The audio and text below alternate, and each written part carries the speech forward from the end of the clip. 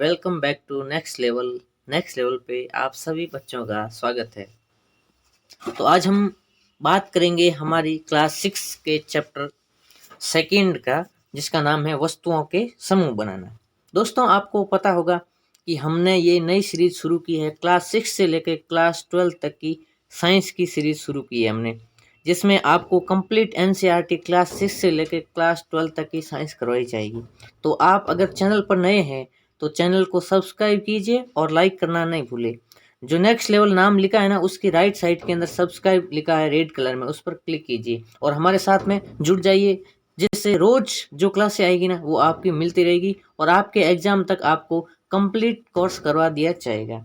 तो चलिए दोस्तों, आज हम सेकंड लेसन शुरू करते हैं, जिसका नाम है वस्तुओं के समूह बनाना। वस्तुएं अर्थात कुछ भी चीज़ें होती है ना जो हमारे आसपास रहे, टेबल हो, चाहे हमारा मोबाइल्स हो, हमारे चाहे बोटल्स हो, हमारे पेन हो, वो सारी की सारी वस्तुएं आती है और उसका समूह बनाना, अर्थात उसको ग्रुपिंग में रखना, ग्रुप में रखना। जैसे हमारे पास में बहुत सारे पेन होते हैं, तो उन पेन को हम अगर एक साथ में रखते हैं तो वो एक पेन का समूह हो जाए, वो ग्रुप हो जाएगा। हमारे पास में बहुत सारे खिलौने होते हैं, तो उन खिलौनों को अगर हम एक साथ में रखते हैं तो वो खिलौनों का ग्रुप हो जाता है। तो आज बच्चों हम इसके बारे में कंप्लीट डिटेल पढ़ेंगे, फिर उसके बाद में हम क्वेश्चन आंसर करेंगे और फिर आपको आज एक होमवर्क दिया जाएगा, जिसको आपको अपनी कॉपी में करना है। मैंने पहले ही बोला था कि आपको इसके लिए एक कंप्लीट अलग से कॉपी बनानी है, क्योंकि इसमें मैं कंप्लीट आपको सिलेबस करवाने वाला हूँ। तो खुश हो जाइए, चेहरे पे स्माइल लेके आइए और आज हम शुरू करते हैं पढ़ाई करना। देखिए, यहाँ लिखा हुआ है कि हमारे चारों ओर की वस्तुएं, अर्थात हमारे चारों ओर जो भी वस्तुएं रखी है ना, वो सारी की सारी वस्तुएं होती है ना, वो एक साथ में रखते हैं तो वो वस्तुओं का समूह कहलाता है। तो थोड़ा सा इसके बारे में पढ़ते हैं, फिर मैं आपको इसके बारे में समझाऊंगा। तो यहाँ क्या लिखा है कि हमने देखा है कि हमारे भोजन तथा वस्त्रों में बहुत अधिक विभिन्नताएं होती है। बिल्कुल, हमारा खाना अलग होता है, हमारे कपड़े अलग होते हैं। हर स्थान पर इस प्रकार की विभिन्नताएं अनेक वस्तुएं होती हैं। हम अपने चारों ओर, जैसे कुर्सी होती हैं जिस पर हम बैठे हैं, बैलगाड़ियां हैं, साइकिल हैं, खाने पकाने के बर्तन हैं, पुस्तकें हैं, वस्त्र, खिलौने हैं, जल है, पत्थर है और अन्य बहुत सारी वस्तुएं होती हैं। ये सभी है ना अलग अलग प्रकार के रंग की होती है, इनका आकार अलग होता है और ये दिखने में बिल्कुल भी अलग होती है। और इसके बारे में क्या है कि अपने चारों ओर देखिए और गोल आकृति की वस्तुएं ढूंढिए। आप जहां भी बैठे हो ना, अपने पास में देखिए, साइड में कुछ गोल आकृति की वस्तुएं दिख रही है, जैसे गेंद हो गई या कुछ और खिलौने हो गए या कोई पेन हो गया या कोई फेविस्टिक हो गई। वो गोल चीज होती है ना, वो भी एक गोल वस्तु होती है। हमारी इस सूची में विभिन्न प्रकार की, जैसे गेंद है, रबड़ की गेंद हो गई, फुटबॉल हो गई, कंचे हो गई, वो सारी की सारी गोल वस्तुएं होती है। दोस्तों, यहाँ पर कुछ वस्तुएं दे रखी है जिनके बारे में हम जानते हैं। तो यहाँ पर जैसे बहुत सारी वस्तुएं दे रखी है और उनमें हमें क्या पूछा है कि ये किस प्रकार की बनी हुई, हमारे चारों ओर की वस्तुएं है ना। तो जिसमें देखिए, ये गिलास रखी है, प्लास्टिक की है, ये लोहे का स्टेपलर हो गया, और ये हमारा टिफिन हो गया प्लास्टिक का, ये सीढ़ी हो गई प्लास्टिक की, ये लॉक हो गया लोहे का, और ये हमारा खिलौना हो गया कपड़े का, ये हो गया कंचा कांच का, ये मोबाइल हो गया प्लास्टिक का। समझ में आ रहा है ना फ्रेंड्स? समझ में आ रहा है तो एक बार थम्स अप कीजिए। इस तरफ जो लाइक वाला बटन है ना, उस पर लाइक कीजिए, ताकि मुझे भी पता चलेगा कि आपको समझ में आ रहा है। चलिए दोस्तों, ये लाइक हो गया, ठीक है। एक बार ही करना, 2 बार मत करना, ठीक है। तो यहाँ पे हमें पूछा जा रहा है कि हमारे आसपास में जितनी भी वस्तुएं होती है ना, उन सब वस्तुएं किसकी बनी होती है, वो दिखने में कैसी होती है। तो आपको बताना है कि वो सारी की सारी अलग अलग बनी होती है। कोई लोहे की होती है, कोई प्लास्टिक की होती है, कोई कपड़े की होती है, और कोई अलग अलग प्रकार के टिफिन्स हो गए, वो सभी अलग वस्तु होती है और दिखने में भी अलग होती है। तो इसके नेक्स्ट हम बात करते हैं। जैसे यहाँ लिखा है कि मान लीजिए हम प्लास्टिक की बनी हुई वस्तुओं का एक समूह बनाना चाहते हैं। जैसे बहुत सारी वस्तुएं हैं जो हमारे पास में प्लास्टिक है, जैसे हमारी बोतल्स है, हमारे पेन हो गए, वो सारे प्लास्टिक के होते हैं। तो इनका समूह बनाना, अर्थात इनको ग्रुपिंग में रखना। जैसे बाल्टी हो गई, लंच बॉक्स है हमारा, खिलौने हैं, जल पात्र है, यानी कि हमारी बोतल्स है, पाइप, नलियाँ हैं, इस प्रकार की बहुत सारी वस्तुएं होती हैं ना, ये सारी की सारी प्लास्टिक की बनी हुई होती, और इनको एक साथ में रखते हैं तो ये एक ग्रुप हो गया। हमारे चारों ओर की वस्तुएं एक अथवा एक से अधिक पदार्थों की बनी होती है। बिल्कुल, हमारे आसपास जितनी भी वस्तुएं होती हैं वो अलग अलग पदार्थ की बनी होती है। जैसे कोई लोहे की हो गई, कोई कागज की हो गई, कोई लकड़ी की हो गई, कोई कपड़े की हो गई, उस प्रकार ये पदार्थ जैसे कांच की हो गई, धातुएं हैं, प्लास्टिक है, लकड़ी की है, रुई की है, कागज हो गया, पंख है, मृदा है, बहुत सारी चीजें हो सकती है। तो यहाँ पर दोस्तों हमें एक क्रियाकलाप करने को मिलता है। इसका मतलब क्या होता है कि हम जो भी हमारे आसपास की चीज़ें होती हैं ना, उनके साथ में एक्सपेरिमेंट करते हैं, जिससे हमें पता चलता है कि वास्तव में जो हमें लिखी गई बातें हैं वो हमारे आसपास है या नहीं। जैसे यहाँ पढ़ते हैं, आइए हम अपने चारों ओर से जितनी संभव हो सके उतनी वस्तुएं एकत्रित करते हैं। दोस्तों एक बात मैं फिर से बता देता हूं, अगर आपको कुछ भी समझ में नहीं आई तो मुझे कमेंट करके जरूर बताइए, ताकि मुझे भी पता चले आपको और किस प्रकार से आसानी से समझाना चाहिए। आई होप आपको समझ में आ जाएगा, क्योंकि मैं बिल्कुल से नॉर्मल से पढ़ूंगा, ताकि कोई भी फ्रेंड्स हो, चाहे बिल्कुल भी पहले नहीं पढ़ा हो, मैं सबको समझाने की कोशिश करूंगा। और आप बिल्कुल निश्चित हो जाइए, आपके पूरे में से पूरे मार्क्स आइए, और आप हमेशा इस हमारे चैनल के साथ में जुड़ जाइए। ये आपका हमारा सबका मिल करके एक प्यारा सा चैनल बनेगा, जिसका नाम है नेक्स्ट लेवल, जिसका मतलब होता है कि हम हमेशा नेक्स्ट लेवल चलेंगे। नेक्स्ट लेवल का मतलब हो गया हम हमेशा आगे बढ़ते रहेंगे, हमेशा डेली एक कदम नेक्स्ट लेवल की ओर बढ़ाएंगे, जिससे आने वाले समय में हम बहुत ज़्यादा सबसे नेक्स्ट लेवल पहुंच जाएंगे। तो दोस्तों हम हमारा वापस आते हैं हम अपने एक्सपेरिमेंट में, जिसमें लिखा है, आइए अब हम अपने चारों ओर से जितनी संभव हो सके उतनी वस्तुएं एकत्रित करते हैं, अर्थात इकट्ठी करते हैं। हम में से प्रत्येक अपने घर से प्रतिदिन उपयोग में लाने वाली कोई वस्तु लाएगा, कोई बोतल्स लाएगा, कोई लंच बॉक्स लाएगा, कोई पेन लाएगा। तो वो सारी वस्तुएं हो गई, और कुछ वस्तुएं कक्षा के कमरे में भी होगी, जैसे बोर्ड हो गया, हमारा चौक हो गया, और बाहर से इकट्ठा करते हैं। हमारे इस संग्रह में जैसे कौन कौन सी वस्तु हो गई, चौक हो गई, पेंसिल हो गई, नोटबुक हो गई, रबर हो गया, डस्टर हो गया, हथौड़ा है, कील है, साबुन है, पहिए का आरा लाया, कोई बैट लाया, कोई माचिस की डिब्बी लाया, कोई आलू लाया, कोई नमक लाया, ये सारी वस्तुएं हो गई। अब आगे क्या है कि हम वस्तुओं की एक ऐसी सूची बना सकते हैं जिसके बारे में हम केवल सोच सकते हैं, बिल्कुल जैसे कक्षा के कमरे में जिसको ला नहीं सकते।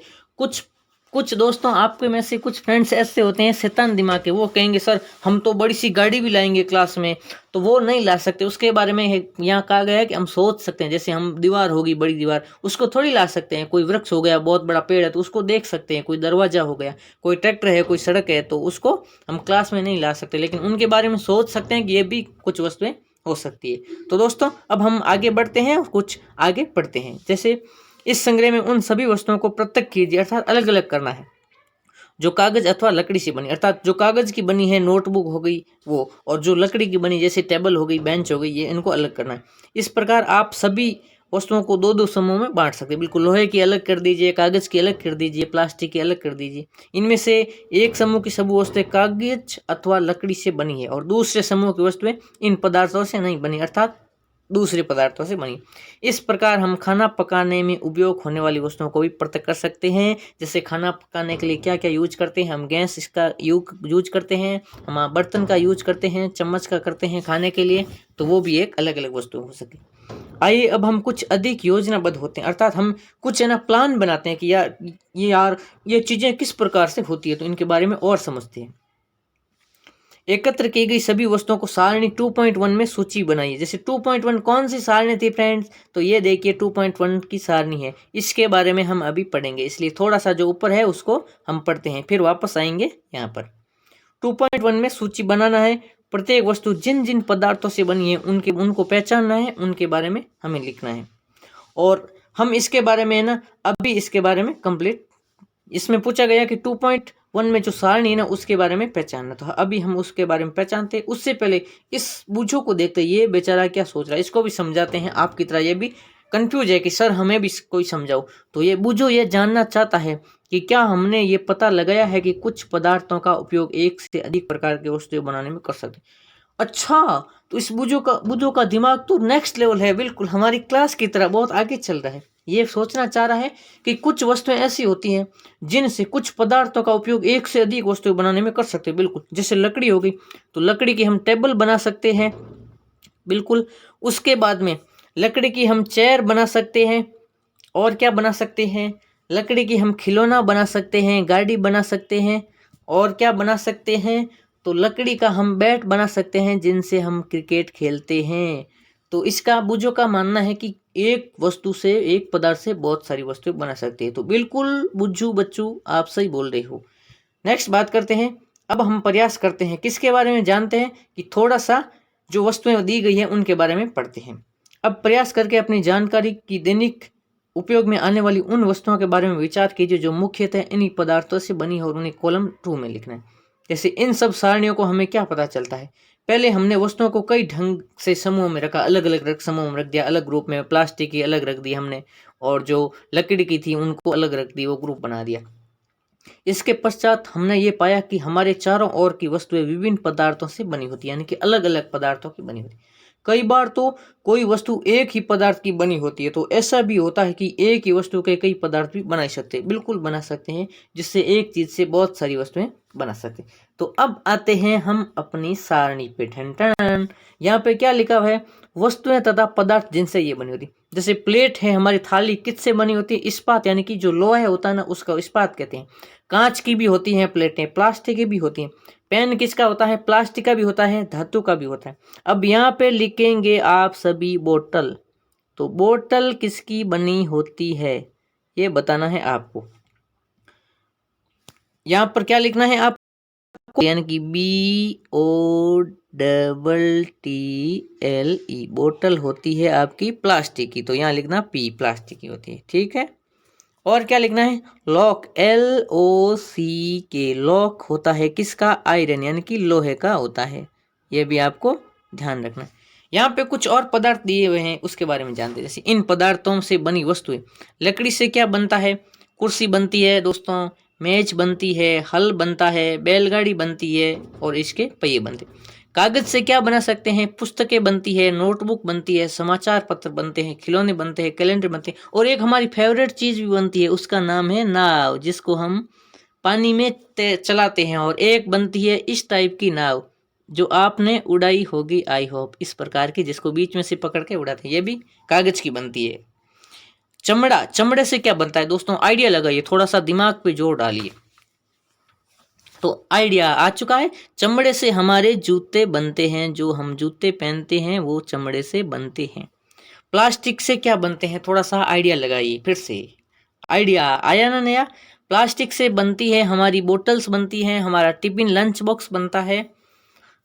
और अब आगे पूछा है रुई से क्या बनता है। रुई क्या होती है दोस्तों, जो मुलायम से होते हैं ना, जिससे हम भगवान जी की दीपक जलाते हैं, उसको रुई कहते हैं। रुई से क्या बनती है, हमारे बिस्तर, रजाइयाँ बनती है, हमारे तकिए बनते हैं। तो ये बात भी आपको ध्यान रखती है। दोस्तों मजा आ रहा है ना आपको, तो मैं इसी तरह से आपको पूरी की पूरी साइंस आपको करवा दूंगा, फिर आपका एक भी नंबर नहीं कटेगा। ये देखिए पूरी साइंस में आपको पढ़ाने वाला हूँ। और एक मजेदार दोस्तों, अब जो नई बुक आ रही है ना 2023 और 24 वाली 2023-24 की, वो मैं नई वाली बुक कराऊंगा, इसलिए आपको परेशान होने की जरूरत नहीं है, क्योंकि अभी तक सभी लोग पुरानी वाली करवा रहे थे, लेकिन अब हमारी नई बुकें आ गई है, तो अब आपको नई बुकों से मैं पढ़ाने वाला हूँ। मैं कौन दोस्तों, अभी तक आपको पता नहीं है तो आपको सरप्राइज दे सकता हूँ।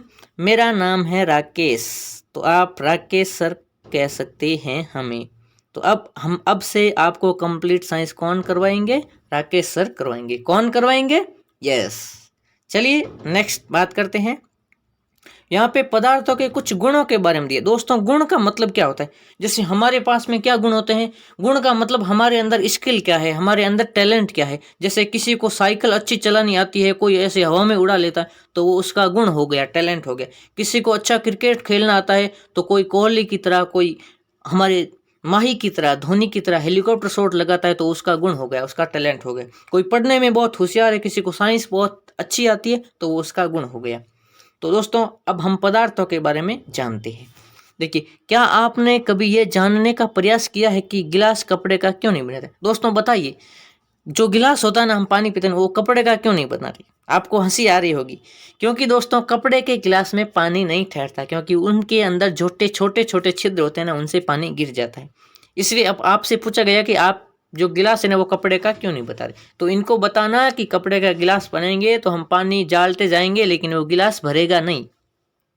ये ध्यान रखिए कि हम गिलास का उपयोग सामान्यतः द्रवों को रखने के लिए करते हैं। दोस्तों ये नया नाम है द्रव। ये द्रव क्या है, द्रव का मतलब होता है जो पीने वाली चीजें, जैसे पानी हो गया ये द्रव होता है, जैसे दूध हो गया ये द्रव होता है, जैसे घी हो गया ये द्रव, अर्थात जो द्रव होती है जो बहती है ना, जिसको जैसे जमीन पे गिराते हैं तो वो चलने लग जाती है, उस सब को द्रव कहते हैं। तो यहाँ क्या पूछा गया कि सामान्यतः द्रवों को रखते हैं गिलास में, इसलिए यदि हम कपड़े का गिलास बनाएंगे तो हमारा यह कार्य काफी हास्यास्पद प्रतीत नहीं होगा? बिल्कुल होगा, क्योंकि हमें हंसी भी आएगी और अजीब भी लगेगा कि ये देखो कपड़े का गिलास तो भर ही नहीं रहा है, क्योंकि वो नीचे से खाली हो रहा है। गिलास बनाने के लिए हमें कांच का, प्लास्टिक का, धातु का या कोई ऐसा पदार्थ बनाना है जो जल को रोक सके, बिल्कुल, जिसमें से जल बाहर नहीं गिरता हो। इसी प्रकार खाना पकाने वाले पात्र बनाने के लिए कागज का उपयोग करना भी कोई बुद्धिमानी नहीं है, क्योंकि अगर हम एक कागज का कुकर बनाएंगे और उसके अंदर दाल को डाल करके फिर हम स्टोव पे लगे रखेंगे तो पानी के साथ साथ, दाल के साथ साथ वो कुकर भी पक जाएगा, अर्थात कुकर भी जल जाएगा और हमारी सारी दाल और पानी गिर जाएगा। इसलिए हमेशा कुकर किसका बनाते हैं? धातु का बनाते हैं, लोहे का बनाते हैं, स्टील का बनाते हैं। देखिए ये पहेली क्या कर रही है, बूझो क्या सोच रहा था कि हम अलग अलग वस्तुएं बनाएंगे अलग अलग पदार्थों से एक पदार्थ। ये पहेली, इसको बेचारी ने अभी तक हमारी क्लास नहीं ली है, लेकिन अब से ये होशियार हो जाएगी। ये क्या कर रही है कि इसने दिमाग लगाया कि ये जो गिलास है ना, मैं तो इसी में क्यों पानी पीऊँ, मैं तो कपड़े के गिलास बनाऊंगा। तो इसने बैठे बैठे अपने फ्रेंड्स के साथ, बूझो और पहेली ने एक कपड़े का गिलास बनाया, फिर इसने कहा मैं इसको पानी डालती हूँ। तो इसने क्या किया, कपड़े के गिलास में पानी डाला और इसका पानी पूरा नीचे बह गया। तो इस पहेली को पता चला कि इससे तो काम नहीं चलेगा, अब सर से पूछना पड़ेगा। तो अब हमारे पास में आई तो हमने इसको समझाया कि बेटा कपड़े की गिलास में पानी नहीं ठहरता, क्योंकि कपड़े के अंदर छोटे छोटे छिद्र होते हैं, पोर्स होते हैं, जिसमें से पानी गिर जाता है, इसलिए गिलास प्लास्टिक की या कांच की बनाते हैं। फिर इसकी पहेली की दिमाग की पहेली चली, तो फिर इसने कहा सर अब हमें समझ में आ गया और आप सबको भी समझ में आ गया। यहाँ क्या लिखा है कि उस पदार्थ के गुणों तथा उपयोग की जाने वाली वस्तु का प्रयोजन पर निर्भर करता है। यानी कि प्रयोजन का मतलब हो गया कि कोई भी वस्तु हो उसका वो किस पदार्थ की बनी हुई है उस पर उसका निर्भर करता है। अतः पदार्थों के वे सब गुण क्या है जो उसके उपयोग के लिए महत्वपूर्ण होते हैं। नीचे कुछ गुणों की सूचना यानी कि विवेचना दी। गुणों का मतलब हो गया दोस्तों, मैंने अभी बताया था कि किसी पदार्थ के अंदर कौन सी स्किल होती है। जैसे दिखावट में पदार्थ प्राय एक दूसरे से भिन्न दिखते हैं। बिल्कुल दोस्तों, हम जो भी चीज़ें देखते हैं वो बिल्कुल अलग दिखती है। हमारी बोटल्स अलग दिखती है, हमारा टिफिन बॉक्स अलग दिखता है, हमारा बैग अलग दिखता है, हमारी नोटबुक अलग दिखती है, क्योंकि वो सब अलग अलग पदार्थों की बनी होती है। लकड़ी लोहे से बिल्कुल भिन्न दिखाई देती है। बिल्कुल दोस्तों, लोहा, तांबा, एल्यूमिनियम भिन्न दिखाई देते हैं, बिल्कुल इनके कलर में भी फर्क होता है, परंतु फिर भी लोहे, तांबे और एल्यूमिनियम में कुछ समानताएं होती है जो लकड़ी में नहीं होती। बिल्कुल, क्योंकि लकड़ी है ना वो जलती है, ये लोहे, तांबा, एल्यूमिनियम जलता नहीं है और इनसे कठोर धातुएं बनाई जा सकती है, जबकि लकड़ी से हम मेज बना सकते हैं। दोस्तों तीसरा क्रियाकलाप क्या कह रहा है उसके बारे में हम जानेंगे, और यहाँ पे जो आपको जो वस्तुओं के गुण है ना उनके बारे में भी हम पढ़ेंगे। तो इस क्रियाकलाप को समझते हैं। दोस्तों अगर आपको समझ में आ रहा है तो आप कमेंट करके जरूर बताइए कि सर समझ में आ रहा है, नहीं आ रहा है तो आप हमसे भी सवाल पूछिए कि सर यहाँ पर वापस समझाइए, तो मैं अगली क्लास में आपको वापस समझा दूंगा। और मैं आपको कंप्लीट साइंस करवाने वाला हूँ, तो आप कंटिन्यू क्लासें देखिए, बीच में मत छोड़िए, क्योंकि आपके एग्जाम आने वाले हैं। क्रियाकलाप थर्ड क्या कहता है कि विभिन्न पदार्थों जैसे गत्ता हो गया कागज का, लकड़ी है, तांबे का तार है, एल्यूमिनियम की सीट है, चाक के छोटे छोटे टुकड़े एकत्रित कीजिए। क्या इनमें से कोई चमकीला दिखाई देता है? दोस्तों कौन सी चमकीला दिखेगा? तांबे का तार है या एल्यूमिनियम की सीट है, ये थोड़ी चमकदार दिखेगी, जबकि लकड़ी इतनी नहीं चमकती है। जैसे ही आपके शिक्षक प्रत्येक पदार्थ को 2 भागों में काटे, ताजे कटे पृष्ठों को ध्यान से देखिए। दोस्तों अगर हमारे पास में ऐसे कोई लोहे की लंबी रोड है तो वो ऊपर से काली दिखेगी, क्योंकि उसको काफ़ी टाइम हो गया है, खराब होने लगी। लेकिन जब उसको बीच में से काटते हैं तो अंदर का भाग है ना वो बहुत अच्छा दिखता है, चिकना दिखता है, चमकता है, क्योंकि वो अभी तक नया है। तो यही बात यहाँ पे बोली जा रही है। आगे क्या है दोस्तों, क्या इन पदार्थों में कुछ के ताजे कटे पृष्ठ चमकीले होते हैं? बिल्कुल, ताजी कटी हुई पृष्ठ चमकते हैं। इन वस्तुओं को भी चमकीली पदार्थों के समूह में सम्मिलित कीजिए। यहाँ पूछा गया कि जो चमकती है चीजें उनको एक समूह में बताइए, एक साथ में इकट्ठी कीजिए। क्या आप अन्य पदार्थों में इसी प्रकार की कोई चमक अथवा द्युति देखते हैं? द्युति का मतलब होता है दोस्तों, इसका होता है द्युति। द्युति इसको साथ में कहते हैं द्युति। इसका मतलब होता है चमक, अर्थात जो चमकने वाली चीजें होती है उसको चमक या द्युति कहते हैं। देखिए दोस्तों, जैसे भी संभव हो सके किसी भी ढंग से इन्हें काटना है ऐसा आप कक्षा में जितने भी पदार्थों के साथ कर सकते हैं। आप लोहे की बड़ी चीज़ों को ऐसे मत कीजिए, अपने लग जाएगी। अपने फ्रेंड्स की, अपने पेरेंट्स की हेल्प कीजिए और उनसे काट के देखना। द्युतिवान यानी कि चमक वाली और द्युतिहीन, जो जिनमें चमक नहीं, उनकी सूची बनाना है। जैसे ये हो गई धातु के टुकड़ों की द्युति चमक देखनी। ये लोहे की छड़ थी, ये भी ऊपर से बिल्कुल काली दिख रही है, लेकिन जैसे ही इसको काटा यहाँ से तो ये देखो चमकदार दिख रही है, क्योंकि अभी तक नई नई है।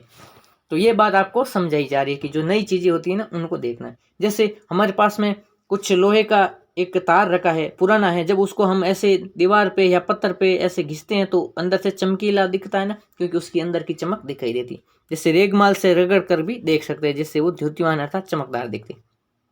आगे क्या बताया गया कि पदार्थ जिनमें इस प्रकार की द्युति यानी चमक होती है वे प्राय धातु कहलाती है। अब आपको समझ में आया दोस्तों कि धातु क्या होती है। आपने नाम सुना होगा या फिर आगे सुनोगे, तो मैं यहीं पे आपका डाउट क्लियर कर दूं।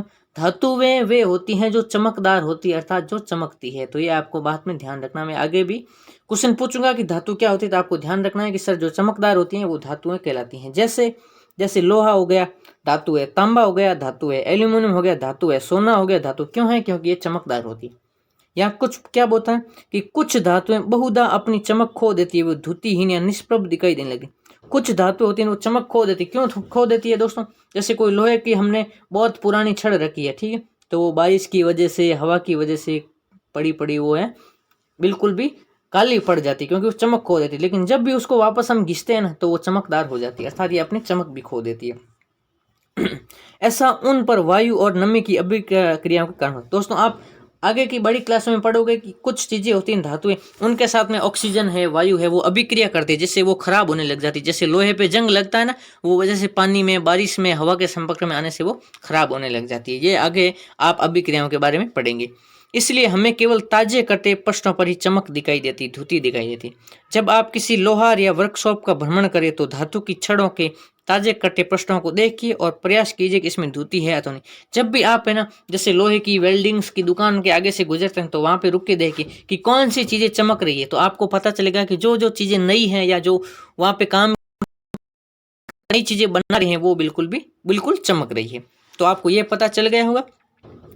अब देखिए मैं वापस पूछ रहा हूँ एक आपसे प्रश्न, धातु क्या होती है या कौन सी वस्तु धातु होती है? तो अपना थोड़ा सा दिमाग पे जोर डालिए, अभी मैंने बताइए, वापस से ध्यान दीजिए। तो धातुएं वे होती हैं जो चमकती, जैसे लोहा है, सोना है। याद आया अब?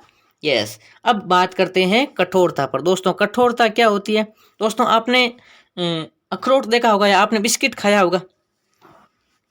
तो बिस्किट हम दांतों से खाते हैं ना, तो बिल्कुल आसानी से खा लेते हैं। लेकिन अखरोट होता है ना, उसको थोड़ा सा हमें दांतों पे जोर लगाना पड़ता है, शक्तिमान बनना पड़ता है। तो कठोरता का मतलब हो गया जो चीजें कठोर होती है ना, जिनको हम दबा नहीं सकते, दांतों से तोड़ नहीं सकते, उनको कठोर कहती है। जैसे जब आप विभिन्न पदार्थों को अपने हाथों से दबाते हैं तो उनमें कुछ को दबाना है, अर्थात दबाने को कहते हैं संपीड़ित करना, तो कठिन होता है। जबकि कुछ अन्य आसानी से संपीड़ित हो जाती है, दब जाती है। जैसे तकिया हो गया, उसको आसानी से दबा सकते हैं, लेकिन लकड़ी के टुकड़े को नहीं दबा सकते, क्योंकि वो कठोर होता है। जबकि तकिया होता है, जो रुई होती है, वो मुलायम होती है। जैसे धातु की चाबी लीजिए, इससे लकड़ी है, एल्यूमिनियम है, पत्थर का टुकड़ा है, कील है, मोमबत्ती है, चाक है, अन्य कोई पदार्थ अथवा वस्तु के पृष्ठों को खरोंचने का प्रयास कीजिए। एक धातु की चाबी लीजिए और उसे खरोंचिए। जैसे मोमबत्ती को खरोंचेंगे तो मोमबत्ती टूटने लग जाएगी, क्योंकि वो मुलायम होती है। जबकि कील हो गया या एल्यूमिनियम है, वो टूटेगी नहीं, क्योंकि वो कठोर होती है। तो आई होप आपको समझ में आ गया होगा कि कठोर चीज कौन सी होती है। अगर आ गया है तो थम्स अप कीजिए। नेक्स्ट बात करते हैं, आप कुछ पदार्थों को आसानी से खरोच सकते हैं, बिल्कुल खींच सकते हैं, जबकि कुछ अन्य पदार्थों को इतनी आसानी से नहीं खरोच सकते, क्योंकि वो कठोर होती हैं। वे पदार्थ जिन्हें आसानी से संपीड़ित कर सकते हैं, अर्थात दबा सकते हैं या खरोचा जा सकता है, वे कोमल कहलाते हैं। अर्थात कोमल और कठोर एक दूसरे के ऑपोजिट होते हैं, विलोम होते हैं। और जबकि अन्य पदार्थ जिन्हें संपीड़ित नहीं कर सकते या कठिन होता है, उनको कठोर पदार्थ कहते हैं। जैसे पत्थर हो गया, उनको नहीं दबा सकते। ये हो गया। अब आपको इसके एग्जाम्पल दे के समझाता हूँ। दोस्तों एग्जाम्पल से आसानी से समझ में आ जाएगा। देखिए उदाहरण के लिए रुई अथवा स्पंज कोमल है, जबकि लकड़ी का टुकड़ा कठोर है। एक रुई का आपने पिलो रखा है, तकिया, उसको आप दबाएंगे तो आसानी से मोड़ सकते हैं, ऐसे कर सकते हैं, क्योंकि वो कोमल होता है। जबकि लकड़ी के टुकड़े को हम आसानी से नहीं मोड़ सकते, अगर जोर लगा के मोड़ेंगे तो वो टूट जाएगा। नेक्स्ट देखते हैं, दिखावट में पदार्थों में विभिन्न गुण हो सकते हैं। जैसे धुती अर्थात चमक हो सकती है, चमकीला हो सकता है, जो धातुएं होती है। कठोर हो सकता है जिनको दबा नहीं सकते, रुक्ष अर्थात खुरदरा होता है। दोस्तों कुछ परतें होती हैं जैसे पत्थर की, वो बिल्कुल दानेदार होती है या खुरदरी होती है, तो उनको खुरदरा कहते हैं, अथवा कुछ चिकनी भी होती है। क्या आप अन्य गुणों के बारे में सोच सकते हैं जो किसी पदार्थ की दिखावट का वर्णन करते हैं? अब देखिए यहाँ पे आपने 4-5 गुण देख लिए, एक तो चमक देख ली, एक कठोरता देख ली, एक खुरदरापन देख ली, एक चिकना देख ली। और कौन से गुण हो सकते हैं जिनसे हम पहचान कर सकते हैं? तो किसी का आपके दिमाग में आ गया होगा कि एक सर हम रंग के आधार पर कलर से भी देख सकते हैं। बिल्कुल, किसी का व्हाइट कलर होता है, किसी का ब्लैक कलर होता है, ये भी एक उस पदार्थ का गुण होता है। तो नेक्स्ट बात करते हैं विलेय और अविलेय। दोस्तों मैंने अभी तक कुछ इंपॉर्टेंट वर्ड बताए हैं, उनके बारे में वापस से बता देता हूँ। एक तो सुना है आपने द्युति। द्युति क्या होती है? चमक, अर्थात जो चमकीला होता है ये। एक आपसे क्या द्युति चमक यानी कौन से होते हैं? जो धातु होते हैं वो चमकीले होते हैं।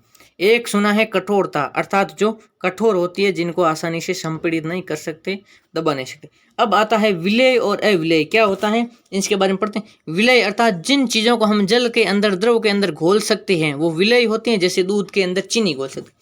अविलेय जिनको हम जल के अंदर या द्रव के अंदर नहीं घोल सकते, वो अविलेय होते हैं। जैसे मिट्टी को अगर पानी में डालेंगे तो वो नहीं घुलेगी, वो नीचे ही जम जाएगी। तो इसके बारे में आइए पढ़ते हैं। कुछ ठोस पदार्थ जैसे चीनी है, नमक है, चाक पाउडर है, बालू है, रेत है, लकड़ी का बुरादा है, इनको इकट्ठा कीजिए। अब कांच की 5 गिलास लेनी, क्योंकि इन सब में ये चीज़ें डालनी है। आप सभी है ना फ्रेंड्स एक ग्रुप बना के इन सबको करना, ताकि आपको करने में आसानी होगी। कोई चीनी से, कोई नमक से, कोई चाक पाउडर से, कोई बालू से, कोई लकड़ी के बुरादे से। प्रत्येक गिलास के लगभग 2/3 भाग जल पड़ी। 2/3 का मतलब हो जाए दोस्तों, जैसे इतना बड़ा पानी का गिलास है और इसमें 3 भाग है, तो 2 भागों में पानी भरना है, इतना ऊपर का खाली रखना है। समझ में आ गया? पहले गिलास में कुछ मात्रा में चम्मच यानी कि 1 चम्मच भरकर चीनी डालना है, दूसरे में नमक डालना है, तथा इसी प्रकार से इसमें यानी कि एक में चीनी डाल देना, एक में नमक डालना, एक में चाक पाउडर, एक में बालू अर्थात रेत डालना और एक में लकड़ी का बुरादा। तो आपको पता चलेगा कि कौन सी चीज़ें घुल रही है और कौन सी नहीं घुल रही। प्रत्येक गिलास की अंतर वस्तु को चम्मच से विलोडित करना, अर्थात दोस्तों चम्मच को हिलाना है, गिलास में घोलना है। कुछ मिनट तक प्रतीक्षा करना, आपको वेट करना है, बैठना है और प्रेक्षण कीजिए और पता लगाए कि जल मिलाए गए पदार्थों में क्या होता है, यानी कि जल में जो पदार्थ डाले हैं ना उनके साथ में क्या होता है। तो आपको पता चलेगा कि सर चीनी होती है ना वो तो घुल गई, पानी मीठा हो गया, नमक वाली भी घुल गई क्योंकि उसमें थोड़ा खारा हो गया, थोड़ा सा बचेगा, लेकिन जो चौक का पाउडर है, जो मिट्टी है, रेत है, वो चीज़ें पानी के अंदर नहीं घुलेगी। बिल्कुल दोस्तों, जो लकड़ी का बुरादा है वो भी नहीं घुलेगा, वो नीचे जम जाएगा। तो यहाँ पे क्या लुप्त होता है और क्या नहीं, वो भी आपको ध्यान रखना है। तो ये देखिए कुछ चीज़ें होती हैं ना वो घुल जाती है और कुछ ऊपर की तरफ आ जाती है, कचरा होता है, और कुछ चीज़ें नीचे जम जाती है। जो भारी होती है वो नीचे जम जाती है, जो हल्की होती है ऊपर आती है और बाकी की अंदर घुल जाती है। तो यहाँ पर दोस्तों एक सारणी दी हुई है, आपको इसको भरना है, कंप्लीट करना है, और इसमें कंप्लीट करने में आपकी हेल्प कौन करेंगे? आपके राकेश सर करेंगे। तो साथ में आइए दोस्तों हम सभी मिल करके कंप्लीट करते हैं। देखिए विभिन्न ठोस पदार्थों को जल में मिश्रित करना, पदार्थ और जल में जो लुप्त हो जाती है अर्थात जो घुल जाती है और जो लुप्त नहीं होती, जैसे नमक, नमक जल में पूर्णतः लुप्त हो जाता है। बिल्कुल दोस्तों, नमक को डालते हैं ना गिलास में तो पूरा घुल जाता है, लेकिन पानी खारा हो जाता है। और चीनी है ना, चीनी भी घुल जाती है और पानी मीठा हो जाता है। बालू, बालू का मतलब क्या होता है? जो मिट्टी होती है ना, जो रेत होती है ना दोस्तों, उसको बालू कहते हैं। तो उसको पानी में डालेंगे ना तो वो घुलेगी नहीं, बिल्कुल नहीं घुलेगी। ये घुल जाएगी, ये घुल जाएगी, ये नहीं घुलेगी क्योंकि बालू जम जाएगी। चाक का पाउडर होता है ना, ये भी नहीं घुलेगा दोस्तों, ये भी जम जाएगा। और लकड़ी का बुरादा तो बिल्कुल भी नहीं घुलेगा। इससे आपको क्या समझ में आया कि सर ये चीज़ें नहीं घुलेगी, अर्थात ये अविलेय है। अविलेय का मतलब हो गया जो नहीं घुलती है, और जो विलेय होती है ये दोनों क्या है? विलेय है। विलेय का मतलब होता है दोस्तों जो घुल जाती है। तो अब आपने समझ में आ गया कि विलेय कौन सी और अविलेय कौन सी। तो अब आपसे मैं क्वेश्चन पूछता हूँ कि अविलेय कौन सी चीज़ें होती है? आप क्या बताओगे? बोल के बताइए। बिल्कुल सही बोला आपने कि सर जो घुल जाती है पानी के अंदर वो विलेय होती है, और जो पानी के अंदर नहीं घुलती है वो अविलेय होती है। तो यहाँ तक आपको समझ में आ गया? मज़ा आ रहा है ना दोस्तों? ऐसे ही मैं कंप्लीट साइंस करूँगा। चलिए समझ में आ गया है विलेय और अविलेय। अगर आपको थोड़ा भी डाउट हो तो आप हमें कमेंट बॉक्स में वापस पूछिए, मैं आपको बिल्कुल आसानी से समझाऊंगा।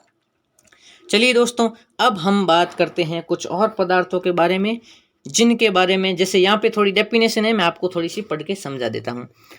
आप ये पाएंगे कि कुछ पदार्थ जल में पूर्णतः लुप्त हो जाते हैं। जो मैंने अभी बताया है ना, वो यहाँ पे लिखा हुआ है, अर्थात मैं आपको पहले ही समझा देता हूँ। जो घुल गए हैं, विलय हो गए, उनको विलय कहते हैं, और जो विलोडित करने पर नहीं लुप्त होते, जो नहीं घुलते, उनको अविलय कहते हैं। अब आते हैं हमारे नेक्स्ट क्रियाकलाप पे। ये तो हो गई दोस्तों कठोर पदार्थों के घुलने की। अब आते हैं लिक्विड की, द्रव की। जो मैंने बोला ना, द्रव कौन सी होती है? जो पानी की तरह पीने वाली चीजें होती है, जो बहती हैं जमीन पे डालने पर, वो होती है विलय। अब उनको घोलेंगे तो देखिए दोस्तों कौन सा चमत्कार होता है। देखिए सिरका कौन सा होता है दोस्तों? जो खट्टा खट्टा होता है, नींबू जैसा।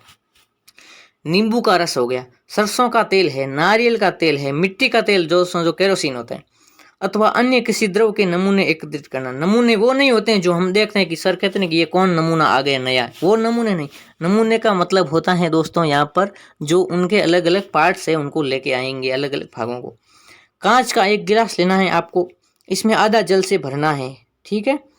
अब इसमें चम्मच भर करके कोई द्रव मिलाना, जैसे हमने नींबू का रस डाल दिया अंदर, और भली भांति विलोडित करते घोलते हैं तो नींबू का रस बिल्कुल घुल जाता है और पानी खट्टा हो जाता है, फिर उसको पीने से मजा आता है। तो यहाँ पे आपको पीना नहीं है, यहाँ कुछ समझना है।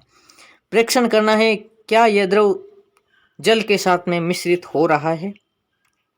यहाँ पे आपको दी दो गिलासें रखी है, जिसमें कुछ द्रव भली भांति मिश्रित हो जाते हैं इसके अंदर, लेकिन बी के अंदर कुछ नहीं होते। ये देखो ऊपर तैर रही हैं, तो इसका क्या रीजन है दोस्तों? आइए इसके बारे में जानते हैं, बिल्कुल समझ में आएगा। और इस पहेली को भी वापस से समझाएंगे, बार बार भूल जाती है, बोलनी है बेचारी, अभी साइंस पढ़ना शुरू किया है। जितने अधिक अन्य द्रव आपको उपलब्ध हो सके उन सभी के साथ प्रयोग करना है। देखिए आगे क्या बताया गया है। हम ये देखते हैं कि कुछ द्रव जल में पूर्णतः मिश्रित हो जाते हैं और कुछ अन्य द्रव मिश्रित नहीं होते। मिश्रित का मतलब होता है घुलना दोस्तों। जो मिश्रित होते हैं वो घुल जाते हैं, मिश्रित नहीं होते वो नहीं घुलते। और कुछ समय तक ऐसे ही छोड़ देने पर उनकी परत बन जाती है। जैसे ये देखिए यहाँ पर कुछ परत बन गई है, जैसे नींबू डाला इसमें घुल गया, लेकिन इसमें अगर नारियल का तेल है या मिट्टी का तेल डालेंगे तो वो ऊपर आ जाएगा, नहीं घुलेगा, क्योंकि वो पानी में नहीं घुलता है, जबकि नींबू का रस घुल जाता है। समझ में आया यहाँ तक? अब देखिए यहाँ पर सारणी दी हुई है, उसमें समझाता हूँ। इसमें द्रव मतलब जो घुलने वाली जो चीज़ें होती हैं ना, जो पतली होती हैं लिक्विड, भली भांति मिश्रित अर्थात जो घुल जाती है, और जो मिश्रित नहीं होती नहीं घुलती, उनके बारे में बताना है। तो अब वापस से सारणी हम बनाते हैं, और इस सारणी में आपकी कौन हेल्प करेगा? आपके राकेश सर। यस, सिरका भली भांति मिश्रित हो जाता है, बिल्कुल जो खट्टा पदार्थ होता है ना नींबू की तरह, वो घुल जाता है। नींबू का रस बोलना सर घुल जाता है। सरसों का तेल पानी में नहीं घुलता है, वो ऊपर के ऊपर तैरता रहता है। नारियल का तेल भी नहीं घुलता है, ऊपर तैरता रहता है, क्योंकि वो चिकना होता है। और केरोसिन भी बिल्कुल नहीं घुलता, वो ऊपर तैरता रहता है। तो इससे क्या समझ में आया कि सर ये वापस तीनों के तीनों अविलेय है। अभी हमने देखा था विलेय और अविलेय। विलेय वो होते हैं जो घुल जाते हैं, और अविलेय वो होते हैं जो नहीं घुलते हैं। तो ये ऊपर के दोनों पदार्थ विलेय है, अर्थात घुल रहे हैं, और ये दो तीनों नहीं घुल रहे अर्थात अविलेय है। आई होप आपको विलेय और अविलेय की परिभाषा बिल्कुल आसानी से समझ में आ गई होगी। अब आपको इसको कॉपी में नोट डाउन करना है क्लास खत्म होने के बाद में। यहाँ ये दोनों क्या सोच रहे हैं? एक तो ये बूझो की जीभ निकल गई है बेचारे की, सोच सोच के इसकी आंखें ऊपर चढ़ गई, और ये पहली को तो कुछ समझ में आता ही नहीं है, ये तो दिमाग ही नहीं लगा रही। तो देखिए हम इसकी हेल्प करते हैं दोस्तों। आप किसकी करोगे, बूझोगे की या पहले की? यस, तो चलिए हम इन दोनों की करते हैं। बूझो ये सुझाव देता है कि हमें ये भी जांच करनी चाहिए कि हमने क्रियाकलाप 5 में जिन द्रवों का उपयोग किया है, जिस इसके अंदर, क्या जल के अतिरिक्त किसी अन्य द्रव में भली भांति मिश्रित हो रही। ये देखिए मैंने बोला ना, बूझो तो बेचारा हमेशा नेक्स्ट लेवल सोचता, आगे की हमसे भी आगे सोच रहा। पहली को समझ में आता नहीं, और इसको तो बहुत ज्यादा नेक्स्ट लेवल, क्योंकि ये नेक्स्ट लेवल को चैनल को देखता है, नेक्स्ट लेवल से जुड़ा है, next level with Rakesh sir. और आप भी नेक्स्ट लेवल जुड़े हो तो आपका दिमाग भी बूझो की तरह नेक्स्ट लेवल होगा। ये बोल रहा है कि सर हमने इनको पानी के साथ में घोल दिया, ठीक है। ये बोल रहा है कि पानी के अलावा और कौन से द्रव है, जैसे दूध हो गया, तेल में, क्या ये घुल जाएंगे? तो इनके बारे में भी जानेंगे। जैसे तेल के अंदर है, हम नमक डालेंगे तो तेल के अंदर नमक बिल्कुल भी नहीं घुलेगा, ये बोलना चाह रहा है। ये पहली क्या करी, पहली ये जानने के लिए उत्सुक है कि क्या गैसें भी जल में विलय है। बिल्कुल, इस बार पहली ने दिमाग चलाया, क्योंकि इसका दिमाग भी नेक्स्ट लेवल हो गया, क्योंकि इसने नेक्स्ट लेवल को ज्वाइन कर लिया है। ये बोल रही है कि सर जो गैसें होती है ना, वो गैसें नहीं जो हम छोड़ते हैं, वो गैसें जो हमारे आसपास होती है, जैसे ऑक्सीजन है, CO2 है, वो भी जल में घुलती है क्या? तो बिल्कुल CO2 हो दोस्तों, जो H2O होती है ना, जैसे ये जल का सूत्र है, तो इसमें कौन सी गैस जुड़ी हुई है, तो इसमें ऑक्सीजन गैस मिक्स है और ये हाइड्रोजन गैस है, ये मिलकर के H2O बनाती है। बिल्कुल, तो इसके बारे में थोड़ी सी पढ़ते हैं। अब पहले की बात को भी सुनते हैं, क्योंकि ये बेचारी कब से वेट कर रही है कि मुझे भी कोई समझाओ। जैसे कुछ गैसें जल में विलय है जबकि अन्य नहीं है। सामान्यतः जल में कुछ गैसें थोड़ी मात्रा में विलीन होती है, यानी कि थोड़ी थोड़ी तो घुल जाती है। उदाहरण के लिए जल में विलय है ऑक्सीजन गैस बिल्कुल जल में घुलती है, क्योंकि यह तो H2O में भी ऑक्सीजन आती है, और H2O किसका सूत्र है दोस्तों? जल का सूत्र है। याद रखना, जल का सूत्र क्या है? H2O। क्या है? H2O। जल में रहने वाले जंतुओं और पादपों में उत्तरजीविता के लिए दोस्तों आपने सुना होगा कि जो मछली कहाँ पे रहती है? पानी में। मछली जल की रानी है, जीवन उसका पानी है। आगे की लाइनें आपको बोलनी। तो मछली है ना, वो जल में रहती है, तो वो ऑक्सीजन कैसे लेती है? वो सांस कैसे लेती है? ऊपर तो आते नहीं बाहर हमारी तरह सांस लेने।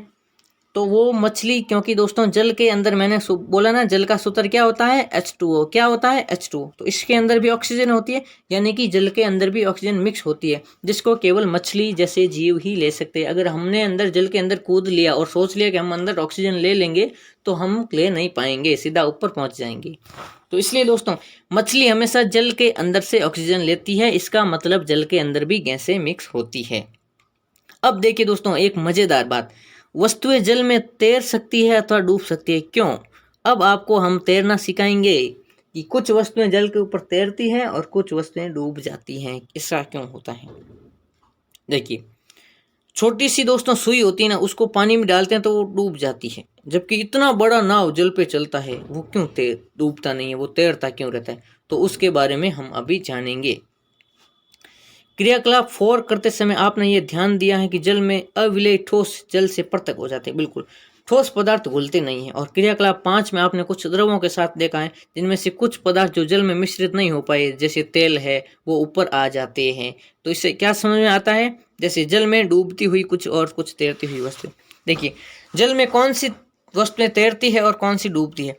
तो जैसे जो मिर्ची हो गई, जो लकड़ी का टुकड़ा हो गया, जो हल्की चीजें होती है ना, लकड़ी हो गई, वो जल में तैरती है, जबकि जैसे लोहे की चीजें, जैसे चाबी हो गई, कोई सिक्का हो गया, ये चीजें डूब जाती है। तो आप बोलोगे सर, तो फिर नाव भी तो लोहे का बना होता है, डूबता क्यों नहीं है?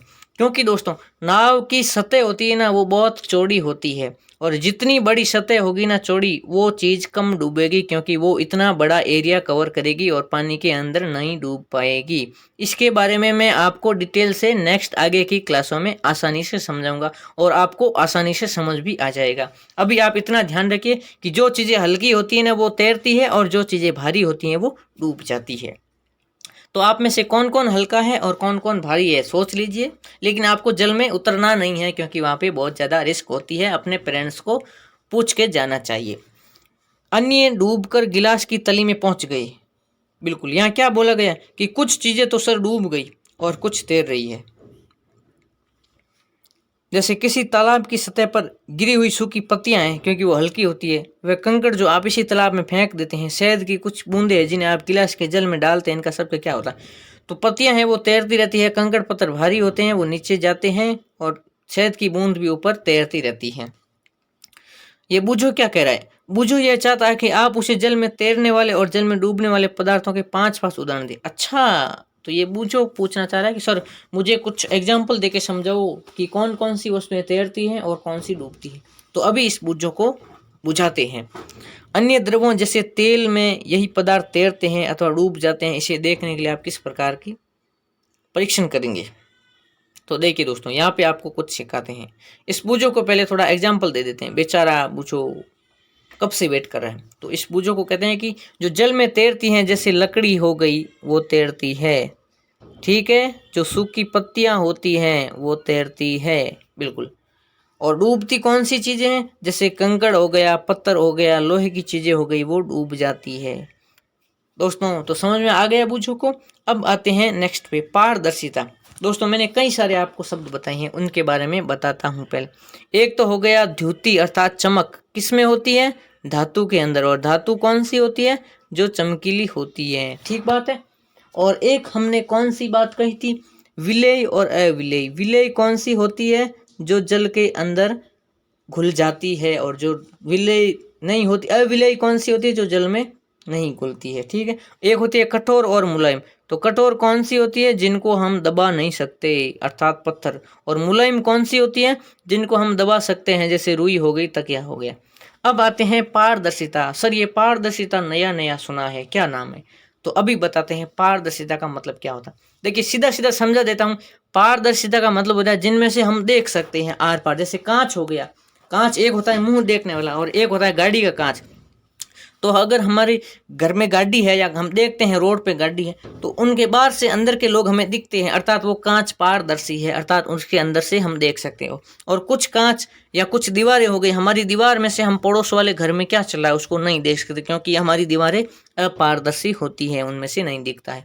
अर्थात जिसमें दिखता है, दिखाई देता है, वो पारदर्शी, और जिनमें नहीं दिखता है वो अपारदर्शी। तो इसके बारे में पढ़ते हैं। आइए दोस्तों, आपने लुका छिपी का खेल खेला होगा। उन स्थानों के बारे में विचार करिए जहां आप खेलते समय छिपना चाहेंगे और आप दूसरों को नहीं देख। दोस्तों आपने खेला होगा ना लुका छिपी, कि चलिए आप 10 तक काउंट कीजिए, 10 तक गिनिए, हम लोग छिपते हैं, फिर हम आपको आवाज़ देंगे, फिर आप हमको ढूंढना। तो इस खेल में क्या होता है, आप ऐसी जगह छुपेंगे जहां से आप दिखाई नहीं देंगे। अगर यहाँ पे कांच रखा है और आप उसके पीछे छुप गए, तो आपको तो आपका फ्रेंड देख लेगा, इसका मतलब ये तो पारदर्शी हो गया कांच। और आग पत्थर के पीछे छुपेंगे तो आपको फ्रेंड नहीं देख पाएगा, इसका मतलब ये पत्थर अपारदर्शी हो गया। समझ में आया दोस्तों? क्या आपने कभी शीशे की खिड़की के पीछे छिपने का प्रयास किया है? नहीं किया, क्योंकि शीशे की खिड़की से हमारा फ्रेंड्स हमको ढूंढ लेगा और हम हार जाएंगे। तो उन पदार्थों अथवा सामग्रियों को जिनसे होकर वस्तुओं को देखा जा सकता है उनको पारदर्शी कहते हैं। अब आपको पारदर्शी समझ में आ गया? तो मैं आपको पूछूंगा बच्चों, पारदर्शी क्या होता है? तो आप बोलना सर पारदर्शी वे चीजें होती हैं जिनके अंदर से हम आर पार देख सकते हैं, वो पारदर्शी होती हैं। और अपारदर्शी वस्तुएं वो होती हैं जिनके अंदर से हम नहीं देख सकते। समझ में आया होगा? यहाँ पे देखिए, जो हम दुकान पे जाते हैं ना, वो दुकानदार हमारे साथ में क्या खेल खेलता है। देखिए दुकानदार है ना, जो मिठाइयाँ होती है, बिस्कुट होता है, मिठाइयाँ होती है, जो खाने की चीज़ें होती है ना, वो कांच के बर्तन में रखता है, अर्थात जो पारदर्शी डब्बे होते हैं ना उनमें रखता है, ताकि हम जैसे बच्चे जाएं और वहाँ पर हमें देखते ही समझ में आ जाए कि इसमें क्या रखा हुआ है, और हम इसको लेने के लिए तैयार हो जाएं। तो दुकान हमें भी मज़ा आएगा मिठाई खा के, चॉकलेट खा के, और दुकानदार को भी मज़ा आएगा क्योंकि उसका सामान भी बिकेगा। इसलिए पारदर्शी चीज़ों में खाने वाली वस्तुएं रखी जाती है। दुकान में रखी हुई ये पारदर्शी बोतलें, अगर दुकान ने पीछे किसी लोहे के बड़े से बर्तन में रख दी चॉकलेट, तो हमको ना दिखाई देगी और ना ही उसका सामान बिकेगा, अर्थात दोनों को फायदा हो रहा है। ये देखो, ये देखो, बूझो, भले इसको हम पागल बोले लेकिन कितना होशियार है बेचारा, देखने की कोशिश कर रहा है कि किस में से दिख रहा है और किस में से नहीं दिख। तो इसने एक पारदर्शी चीज ली कांच की टाइप, तो इसमें से इसका मुंह दिख रहा है, हंस रहा है, इसमें से थोड़ा थोड़ा दिख रहा है, यानी कि थोड़ा थोड़ा पारदर्शी, और इसमें से नहीं दिख रहा है, अर्थात ये अपारदर्शी है। तो अभी जिसमें से दिखता है वो पारदर्शी होता है, जिसमें से थोड़ा थोड़ा दिखता है वो पारभासी होता है। ये देखिए पारभासी क्या होता है इसकी बोल, और जिसमें से बिल्कुल नहीं दिखता, जिनमें से, उनको अपारदर्शी कहते हैं। देखिए इसके विपरीत कुछ ऐसे पदार्थ हैं जिनसे होकर आप वस्तुओं को नहीं देख सकते, इन पदार्थों को अपारदर्शी कहते हैं, अर्थात जिनसे हम बिल्कुल भी नहीं देख सकते, वो अपारदर्शी कहलाते हैं। और पारभासी वो होते हैं जिनमें से थोड़ा थोड़ा देख सकते हैं। जैसे आपने कागज का टुकड़ा लिया, ठीक है, अब आप सूरज की तरफ देखोगे तो आपको हो सकता है बिल्कुल भी दिखाई नहीं दे, या थोड़ा थोड़ा नॉर्मल दिखाई दे, वो अपारदर्शी होगा, क्योंकि आपको आपके कुछ भी सामने से टॉर्च दिखाई नहीं देगी। अगर आपने इस पे थोड़ा सा पानी का छींटा डाला या तेल का छींटा डाल दिया, फिर उसको सूखने के बाद सूरज की तरफ देखोगे तो आप में इसमें से रोशनी आती हुई दिखेगी, अर्थात ये अभी पारभासी बन गया है, अर्थात थोड़ा थोड़ा दिख रहा है। इसका मतलब जैसे हमने परीक्षण किया था ना, आप हमने पहले लेसन में, फर्स्ट लेसन में, जैसे वसा किसमें होती है, तो कागज के ऊपर वसा के कुछ डाल दिए पदार्थ, उनको रगड़ते हैं तो उसमें से कागज के ऊपर कुछ धब्बे बन जाते हैं, अर्थात वो भी पारभासी होता है, अर्थात थोड़ा थोड़ा दिखने लग जाता है। तो नेक्स्ट बात करते हैं नेक्स्ट क्रियाकलाप के बारे में। अभी थोड़ा सा मैं आपको पहले पूछता हूँ, क्योंकि याद हो कैसी वस्तुएं होती है, आप बताइए मेरे को। पारदर्शी, पारदर्शी कौन सी होती है? तो बोलना सर, जिनमें से हमें दिखाई देता है आसानी से, वो पारदर्शी होती हैं। और अपारदर्शी वो होती हैं जिनमें से हमें दिखाई नहीं देता है। और पारभासी कौन सी होती है? ये देखिए नया शब्द, पारभासी कौन सी होती है? तो बोलना सर, जिनमें से हमें थोड़ा थोड़ा दिखाई देता है वो पारभासी होती है। तो आई होप आपको तीनों समझ में आ गया है। चलिए अब हम बात करते हैं नेक्स्ट शीट। कागज की एक शीट लीजिए और इससे होकर किसी प्रदीप्त बल्ब को, अर्थात जो जलता हुआ बल्ब है ना, उसको देखना है। आपको क्या पता चलेगा कि उनमें से थोड़ा थोड़ा दिख रहा है या बिल्कुल नहीं दिख रहा है। अगर नहीं दिख रहा है तो उस कागज पर कुछ बूंदे डालनी है, जैसे तेल की है या मक्खन की डालनी है, फिर उसको देखना टॉर्च को, तो वो हमें दिखने लग जाएगी, अर्थात वो पारभासी बन जाएगी। ये आपको मैंने समझा दिया है, बिल्कुल ठीक है फ्रेंड्स। अब हम आगे बात करते हैं। जैसे हमने कभी हमारे पास में टॉर्च आती है मोबाइल की, तो हम उस पर हथेली रखते हैं ना, और तो हथेली के ऊपर से देखिए, ये नीचे टॉर्च रख दी है तो हथेली के ऊपर से थोड़ी थोड़ी लाइट दिख रही है, अर्थात ये हमारा हाथ भी पारभासी है। अर्थात हमें कंप्लीट नहीं दिख रहा हमारी नाड़ियों में से खून चलता हुआ, लेकिन थोड़ी थोड़ी लाइट दिख रही है ना, इसी को ही पारभासी कहते हैं दोस्तों। अब आते हैं हम दोस्तों नेक्स्ट क्रियाकलाप पर। यह बात मैंने आपको समझा दी है और इसी के साथ में आपको मज़ा आया होगा, आपका ये लेसन भी कंप्लीट हो गया है। तो आप खुश हो जाइए, तालियां बजाइए, क्योंकि आपका सेकंड लेसन भी आपको सर ने कंप्लीट करवा दिया है।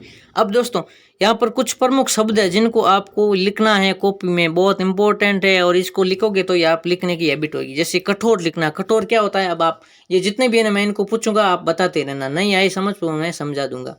कठोर किसको कहते हैं, जिसको दबा नहीं सकते, संपीड़ित नहीं सकते। अविलेय क्या होता है, जिसको घोल नहीं सकते जल के अंदर।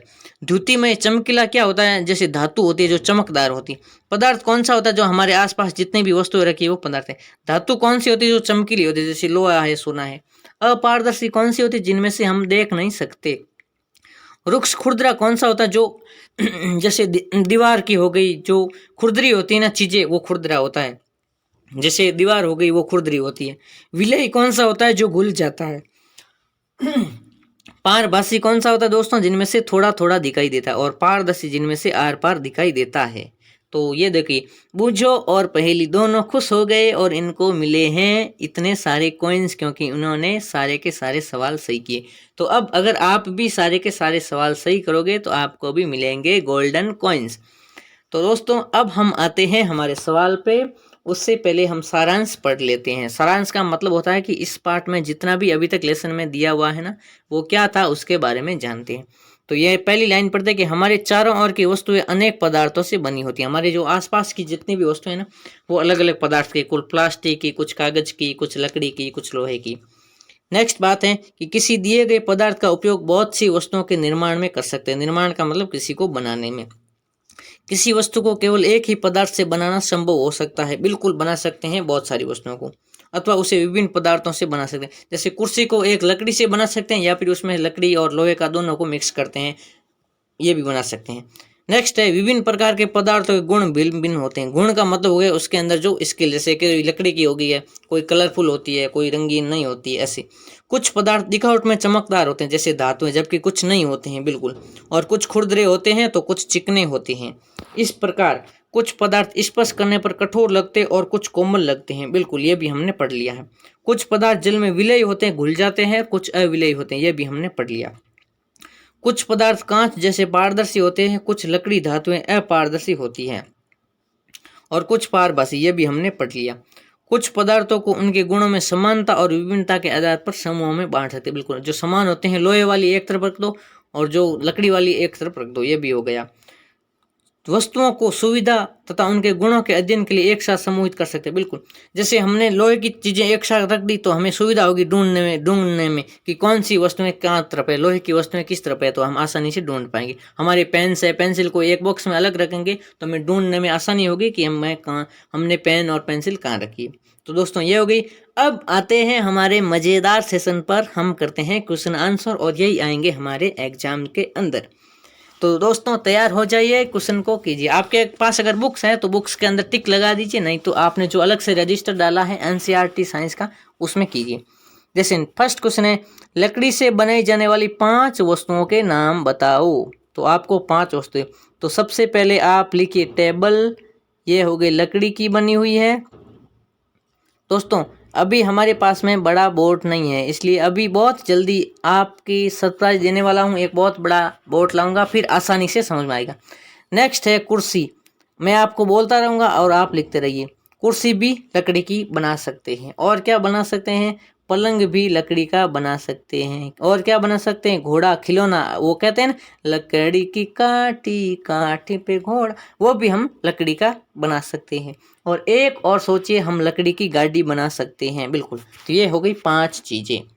नेक्स्ट क्वेश्चन पे बात करते हैं फ्रेंड्स। निम्नलिखित में से चमकदार पदार्थों का चयन कीजिए। चमकदार, द्युति, चमक पढ़ा था ना उनको। जैसे कांच की प्याली चमकती है क्या? थोड़ी थोड़ी चमकती है सर इसमें। कला प्लास्टिक का खिलौना चमकता है? नहीं चमकता है। स्टील का चमक चमकता है। सूती कमीज नहीं चमकता है। और कांच की लाइट में थोड़ी थोड़ी चमकती है। ये हो गया राइट। नेक्स्ट क्वेश्चन पे बात करते हैं। निम्नलिखित वस्तुओं का मिलान उन पदार्थों से कीजिए जिनसे इन्हें बनाया। अर्थात ये जो वस्तुएं हैं और ये पदार्थ है, ये किससे बनी है, मिलान करना है। याद रखिए, कोई वस्तु एक से अधिक पदार्थों से मिलकर बन सकती है। बिल्कुल, प्लास्टिक से भी बन सकती है, कोई लोहे से भी बन सकती है, कोई लकड़ी से भी बन सकती है। बिल्कुल, तथा दिए गए पदार्थ का उपयोग बहुत सी वस्तुओं को बनाने में कर सकते हैं। जैसे पुस्तक किससे बनती है दोस्तों, आपको बताना है। कांच से, लकड़ी से, कागज से, चमड़े से, प्लास्टिक से। तो आप कहोगे सर कागज से बनती है, तो इसको मिलाते हैं कागज से।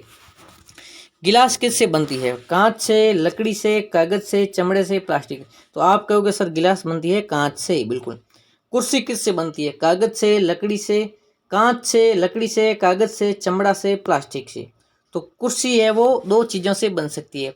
कुर्सी दोस्तों प्लास्टिक से भी बनती है और लकड़ी की भी बनती है। इससे भी बन सकती है और इससे भी बन सकती है। इस यहाँ बोला ना कि एक वस्तु कई वस्तुओं से बन सकती है। बिल्कुल। अब आते हैं, खिलौना किससे बनता है? कांच से, लकड़ी से, कागज से, चमड़े से, प्लास्टिक से। तो खिलौना भी प्लास्टिक से बन सकता है और लकड़ी का भी बना सकते हैं। जूते किससे बनते हैं? तो जूते बनते हैं चमड़े से। तो ये हुए हमारे 3rd क्वेश्चन। 3 क्वेश्चन हो गए। अब आते हैं नेक्स्ट क्वेश्चन पे। मोस्ट इंपॉर्टेंट क्वेश्चन है दोस्तों। दिए गए कथन सत्य है अथवा असत्य, यानी कि जो सही है और जो सही नहीं है उनके बारे में बताना। क्या पत्थर पारदर्शी होता है? नहीं सर, पत्थर पारदर्शी नहीं होता है। कांच अपारदर्शी होता है? नहीं, कांच पारदर्शी होता है। यहाँ पे उल्टा लिखा है, क्योंकि कांच पारदर्शी होता है और पत्थर अपारदर्शी होता है, जबकि यहाँ लिखा है पत्थर पारदर्शी, ये गलत है, और कांच अपारदर्शी, ये भी गलत है। नेक्स्ट क्वेश्चन पे क्या है? नोटबुक में द्युति होती है अर्थात चमक होती है, जबकि रबड़ इरेजर में नहीं होती। तो ये दोनों गलत है, ना रबड़ में होती है ना नोटबुक में चमक होती है। नेक्स्ट है, चाक जल में विलीन होता है। गलत है, चाक घुलता नहीं है। लकड़ी का टुकड़ा जल पर तैरता है। तो ये बिल्कुल राइट है, ये गलत हो गया, ये भी गलत है, ये भी गलत है। बिल्कुल, लकड़ी का टुकड़ा तैरता है। चीनी जल में विलीन नहीं होती, ये गलत हो गया। फिर से, चीनी घुलती है जल में। तेल जल के साथ मिश्रणीय है, गलत हो गया। तेल जल में घुलता नहीं है, मिश्रित नहीं होता। बालू या रेत जल में निस्सादित हो जाता है। तो बालू या रेत जल में घुलती नहीं है, अर्थात निस्सादित नहीं होती है, ये भी गलत। सिरका जल में विलीन होता है, ये भी राइट हो जाएगा। सिरका बिल्कुल जल में घुलता है, क्योंकि हमने ये पढ़ा है। नेक्स्ट क्वेश्चन पे आते हैं। 5th क्वेश्चन पे बात करते हैं। 5th क्वेश्चन क्या कह रहा है? नीचे कुछ वस्तुओं और पदार्थों के नाम दिए हैं, ठीक है। जल है, बास्केट है, बॉल है, संतरा है, चीनी है, ग्लोब है, सेब है, मिट्टी का घड़ा है। इनको इस प्रकार समूहित करना, जैसे गोल आकृति और अन्य कौन सी। गोल कौन सी है? तो जल नहीं है, बास्केट बॉल है। संतरा गोल होता है, चीनी नहीं है। ग्लोब गोल होता है, सेब गोल होता है। तो ये हो गए सेब, ग्लोब, संतरा और बास्केट बॉल, ये हो गई गोल और अन्य आकृति। अब खाद्य और अखाद्य में, जल को खा सकते हैं, पी सकते हैं, बिल्कुल। संतरे को खा सकते हैं, बिल्कुल। चीनी को भी खा सकते हैं, बिल्कुल। सेब को भी खा सकते हैं। मिट्टी के घड़े को नहीं खा सकते, मिट्टी का घड़ा गोल होता है। तो ये चीजें हो गई, आपको समझ में आ गया होगा। चलिए 6th क्वेश्चन पे बात करते हैं। जल में तैरने वाली जिन वस्तुओं को आप जानते हैं उनकी सूची बनाइए और जांच कीजिए, देखें कि क्या वे तेल और मिट्टी में तैर सकती है। मतलब जल में कौन सी लकड़ी तैरती है, तो वो तेल में तैर सकती है क्या? लेकिन तेल में लकड़ी नहीं तैरेगी, क्योंकि वो तेल ज़्यादा गाढ़ा होता है, और वो जब लकड़ी भीगती है तो वो डूब जाती है। और जैसे कागज की नाव भी डूब जाती है कुछ समय के बाद में, थोड़ी सी तैरने के बाद में। मिट्टी का तेल, जैसे मिट्टी का तेल पे तो नहीं तैरती, लेकिन मिट्टी का तेल है वो जल के ऊपर रहता है। तो आई होप यह भी समझ में आ गया होगा। नेक्स्ट क्वेश्चन है कि निम्नलिखित समूह में मेल न खाने वाला ज्ञात कीजिए। मेल मतलब क्या हो गया? जो चीज़ें इनसे अलग है उसके बारे में बताना। ये दोस्तों मोस्ट इंपॉर्टेंट है, ये आपको लिखना है कॉपी के अंदर। जैसे कुर्सी पलंग एक जैसे होते हैं, मेज एक जैसी होती है, बच्चा एक जैसा नहीं होता, अलमारी। इनमें से कौन सा अलग है? तो बच्चा अलग है, क्योंकि ये सभी अलमारी, मेज, पलंग, कुर्सी ये लकड़ी से बना सकते हैं, लेकिन बच्चा तो जीवित होता है, जो अभी बैठा है फोन के सामने पढ़ रहा है। नेक्स्ट है गुलाब, चमेली, नाव, गेंदा, कमल। तो इसमें से अलग कौन सा है? नाव अलग है, क्योंकि ये पानी पे तैरती है, जबकि कमल, गेंदा, चमेली, गुलाब ये सारे के सारे खुशबूदार फूल होते हैं। नेक्स्ट एल्यूमिनियम, आयरन, तांबा, चांदी, रेत। इनमें से अलग कौन है? रेत अलग है, क्योंकि रेत तो ये अलग होती है, जबकि ये चांदी, तांबा, आयरन और एल्यूमिनियम ये सारे की सारी धातुएं होती हैं। नेक्स्ट है चीनी, नमक, रेत और कॉपर सल्फेट। तो इनमें से कौन सी चीज अलग है? तो देखिए, चीनी है, नमक है, रेत है, कॉपर सल्फेट है। तो देखिए, चीनी जल में घुलती है, नमक भी घुलता है, रेत नहीं घुलता और कॉपर सल्फेट ही घुल जाता है। तो ये रेत हो गई फिर से अलग। तो दोस्तों, ये थी हमारी आज की क्लास 6 का सेकेंड चैप्टर। आई होप आपको समझ में आया होगा। अगर समझ में आया है तो लाइक अभी तक नहीं किया है तो आप अभी लाइक कर दीजिए, और अगर आप नए हैं तो इस तरफ सब्सक्राइब का रेड लाइन में बटन रेड कलर में लिखा हुआ है सब्सक्राइब, उसको सब्सक्राइब कीजिए, हमारे साथ में जुड़िए, ताकि आप हमेशा जो भी मैं नए वीडियो लेके आऊँगा वो समझ में आएगा। और आपको एक बहुत जल्दी खुशखबरी देने वाला हूँ, एक बहुत बड़ा स्मार्ट बोर्ड आपके सामने आने वाला है। फिर आपके सर बोर्ड पे आगे आपको आसानी से समझाएंगे और आपको पूरा सिलेबस करवाएंगे, और आपसे बीच बीच में आपसे सवाल भी पूछेंगे, आपसे ऑनलाइन भी बातें करेंगे सर। तो अभी तक आप नए हैं तो हमारे साथ में चैनल को सब्सक्राइब कीजिए। आज के लिए इतना ही। जय हिंद।